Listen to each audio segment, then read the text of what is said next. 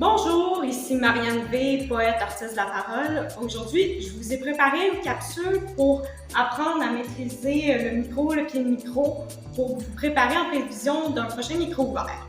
Donc, première chose à faire quand vous êtes sur scène devant le micro, c'est d'ajuster le pied. On commence toujours par ajuster la hauteur du pied lui-même à partir de la roulette qui est là. Donc, on tourne et on monte ou on descend selon le besoin. Si ce n'est pas suffisant, on peut aussi ajuster la hauteur de la perche, donc le truc en diagonale qui se trouve être ici. Sur le dessus, vous avez une vis que vous pouvez tourner qui vous permet de monter ou descendre le micro. La plupart des micros de scène, c'est des micros dynamiques cardioïdes, qu'on appelle aussi des micros unidirectionnels. Donc, ça prend le son du bout de la capsule ici. Donc, c'est vraiment important d'essayer de parler dans cette capsule-là pour que le son soit bon, qu'on s'entende bien dans la salle. À quelle distance on se place du micro? En général, on dit entre 10 et 25 cm du micro, c'est une bonne distance. Un truc, la longueur de votre poing. Donc, ici comme ça, je suis à une bonne distance. Les techs de son vont pouvoir bien ajuster le son à partir de là. Si vous trouvez que votre voix pop beaucoup, surtout avec les P, les B, ou qu'il y a beaucoup de S dans votre son, il y a beaucoup de sibilance qu'on appelle, vous pouvez soit désaxer légèrement le micro ou vous désaxer vous-même.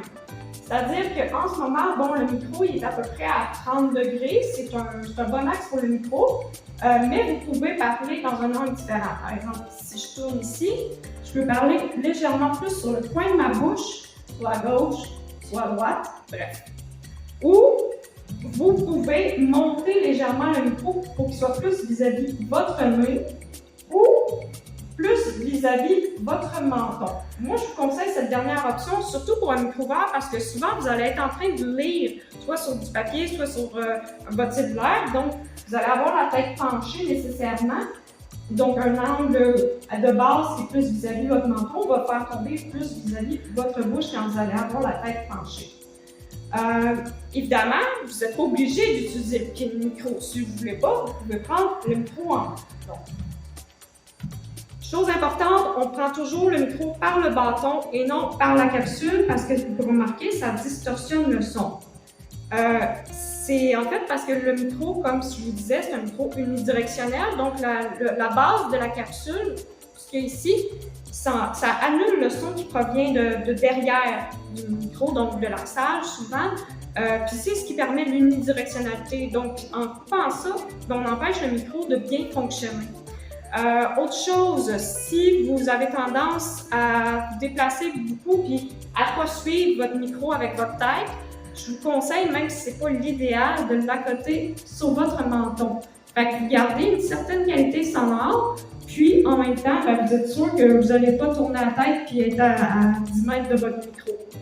Dernière chose, c'est important de ne pas lancer votre micro vers le public. Je comprends qu'on veut interagir avec le public, mais s'il y a des moniteurs, surtout, ça risque de créer un effet Larsen ou en bon français, du feedback. Ça, personne n'aime ça, du feedback.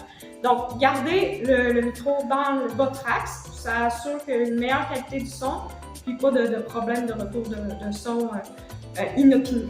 Voilà, donc j'espère que cette capsule sur les micros, les micros, comment ajuster tout ça, va vous aider en prévision de votre prochain micro ouvert. Amusez-vous surtout, c'est l'essentiel. Je vous souhaite une bonne journée. À la prochaine!